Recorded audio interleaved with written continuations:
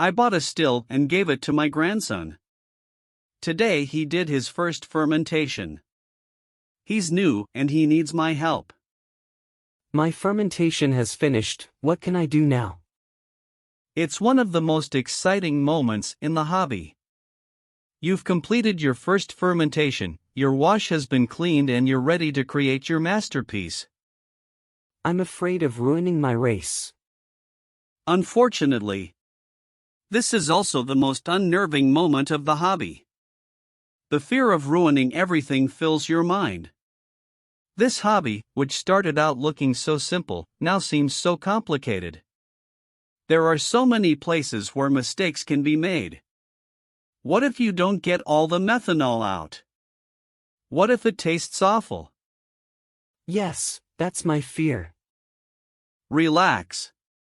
Take a deep breath, realize that you've been reading and learning what to do and what not to do. And, finally, remember that, in the worst of situations, you can always refill your spirit, so there's no need to worry. So let's take baby steps and everything will be fine. Thanks, tell me more. Step 1. Ferment and clean your wash. This has already been covered well enough, so there's no need to go into great detail again. Simply ferment your wash and let it whiten naturally or use a cleaning agent to do it faster. Agent to do it more quickly. I strongly advise cleaning the wash to reduce the risk of burning the material at the bottom of your kettle. Cleaning is absolutely necessary when using internal heating elements to heat the alembic. Good, I hadn't thought of that. Step 2. Transfer the wash to your kettle. Although you can use a funnel and simply pour the wash from the fermenter into the kettle, this will also draw out the sediment and transfer them along with the clear liquid. It's much better to transfer the wash using a siphon, which makes it much easier to move only the clear liquid, leaving behind all the sediment at the bottom of the fermenter. Sediment at the bottom of the fermenter. Never fill your kettle to more than 80% of its capacity. This extra space is needed for expansion and potential foaming that can occur during heating and boiling. Good, I didn't know that detail.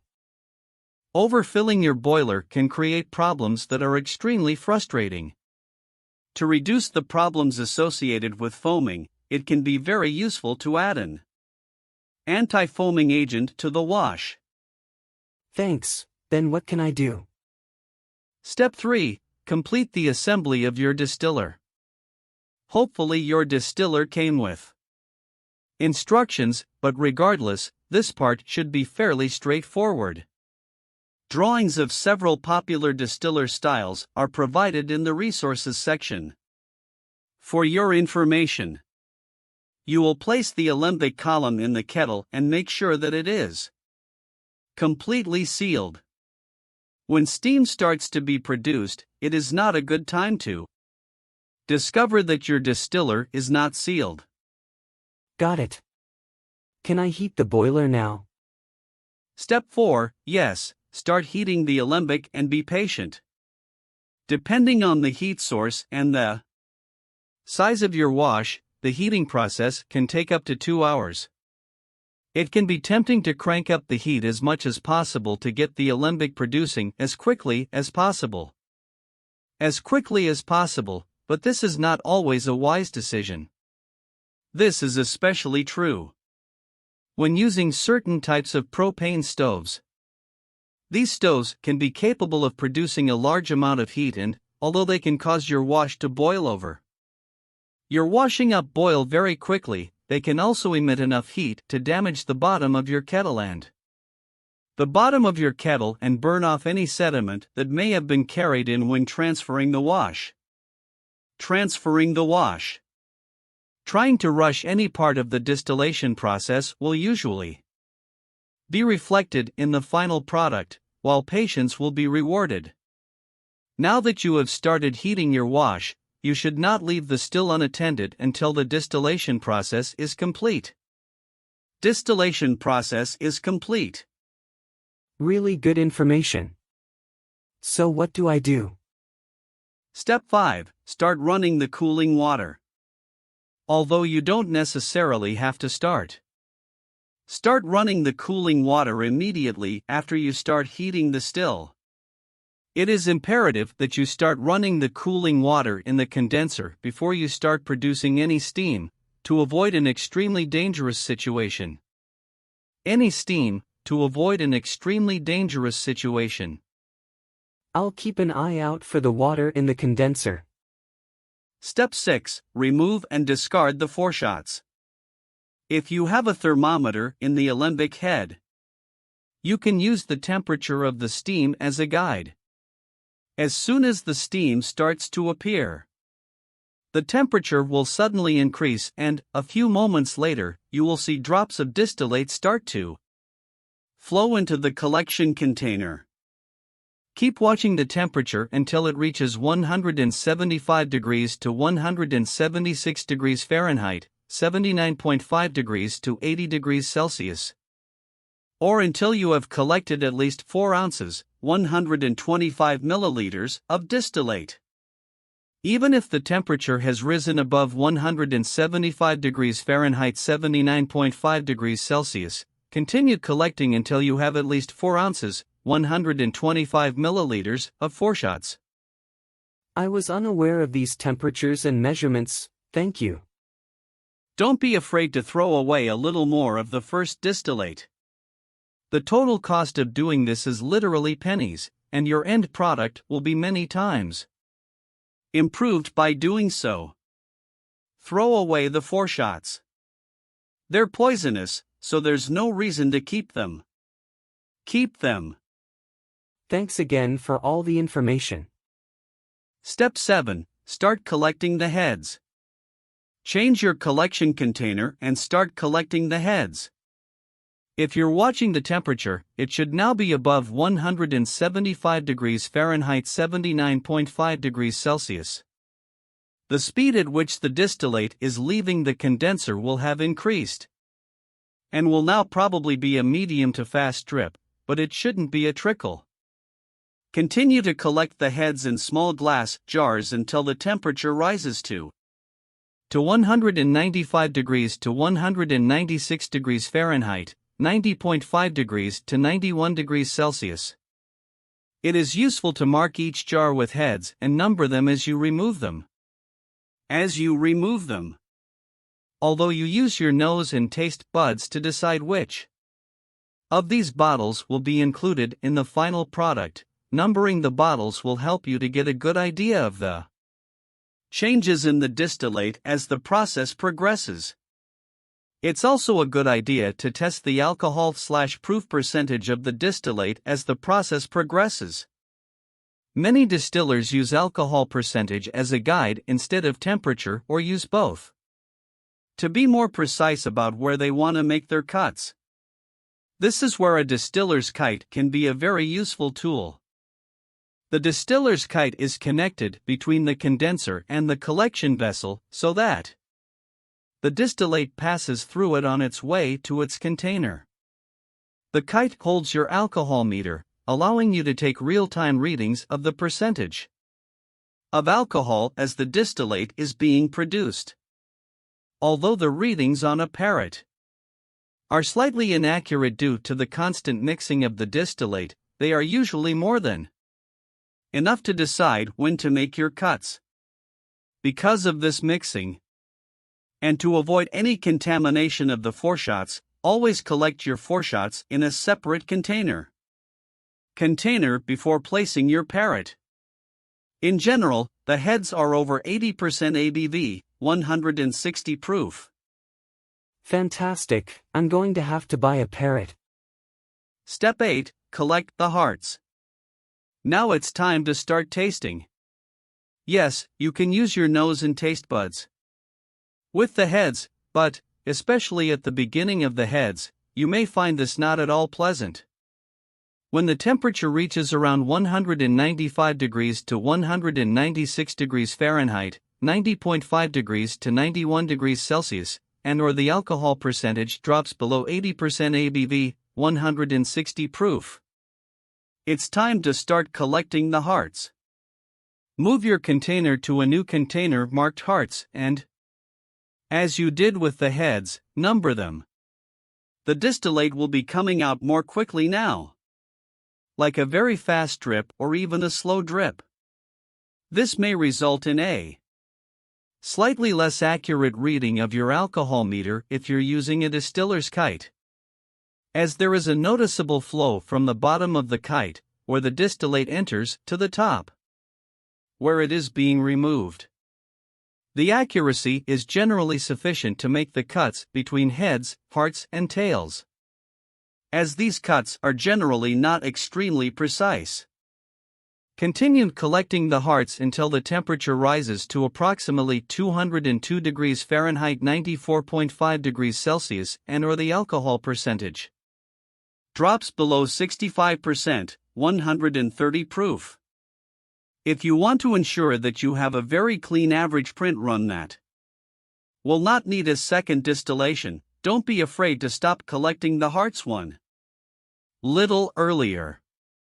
This means that you will have a slightly lower volume of hearts and a little more than tails, but tails can always be added to a subsequent batch to avoid wastage of the ethanol they contain.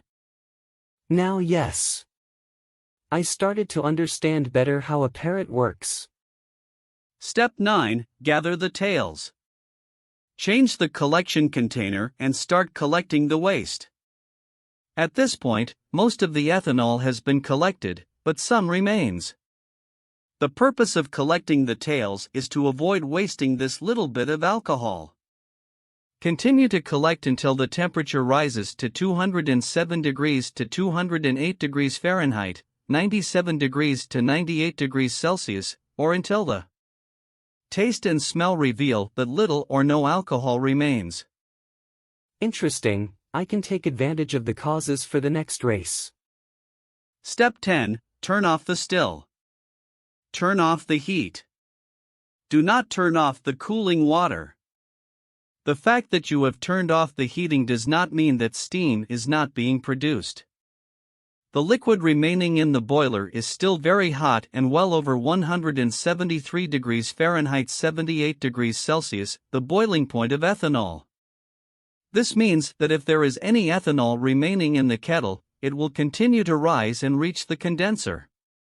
Keep the condenser cooling water running until you are sure that no more steam is being produced. For even a little alcohol vapor in the air can be extremely dangerous. Thank you, I did not know these details.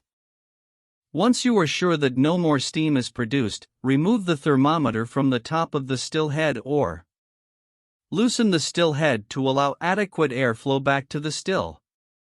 Just as expansion occurs when the still is heated, when it cools down, the steam inside it condenses. Without adequate airflow, the still can literally implode. Once the still is cool enough to handle, you can completely remove the still head and pour the remaining liquid into the boiler, or save a part to use as a backset. If using a sour wort recipe, wash and rinse your still according to the manufacturer's recommendations. Thanks, very good information. Step 11. Mix. Depending on how you made your cuts, you might want to mix up some of the heads with the hearts, or maybe you're satisfied with the hearts you've collected and want to keep all the heads separate. Both options are good, and your decision will depend on the flavor and aroma of each container you use. Collected. If you decide to keep the heads separate, you can use this part of your spirit as it is. Add aromas to it, or combine it with tails and redistill.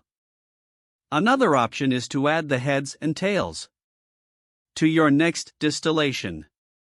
It's your choice. Yes, I will do that. Put the heads and tails together for the next race. Step 12. Aging and cutting. Once you have blended your final distillate to your liking, you need to decide whether to age the spirit or leave it raw. Aging your spirit will allow the hardness of the spirit to soften and the flavors become more complex. However, not everyone prefers this character, so the choice is ultimately yours. If you decide to age your spirit in oak barrels, or with alternatives such as oak chips, those of oak or another type of wood, you will generally want to age your spirit to just over 60% ABV, 120 proof, and cut the spirit down, dilute it, after it has been aged. I have an oak barrel, I think I will age my shine. Cutting, also known as proofing down, is a fancy way of saying that you are diluting your spirit.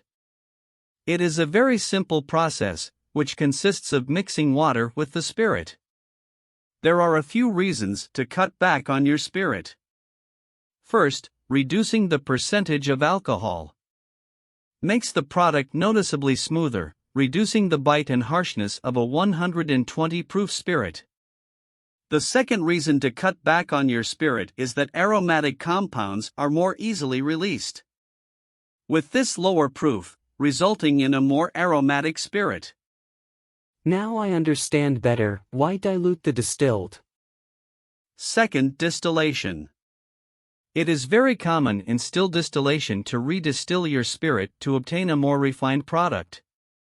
The advantage of multiple distillations is that they improve the removal of congeners and increase the alcohol content. However, with each distillation you will remove more flavor and aroma compounds. Remember, these are congeners, resulting in a product closer and closer to neutral brandy, vodka. If you are going to redistill your spirit, you should plan to do so in advance to make the most effective use and efficient of your time. Thank you, I understand what the second distillation is for. One option is to simply collect your heads, hearts and tails from various batches and combine similar types together.